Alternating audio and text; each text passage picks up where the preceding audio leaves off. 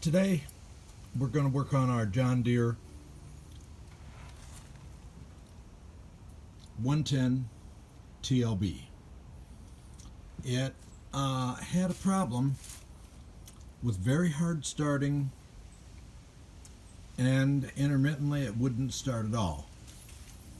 I had troubleshot it down to that gray timer, and in order to use it through the early winter, I bypassed that by making some jumper wires that I would turn the key on, and then I would just simply short two wires together when I started.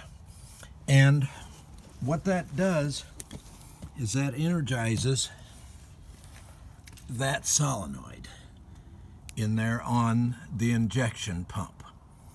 And whenever you hear it click, that means it's energized and the motor will run.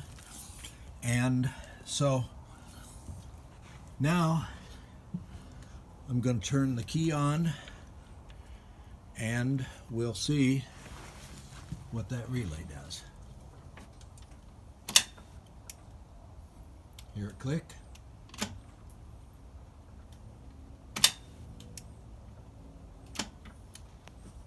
Fixed.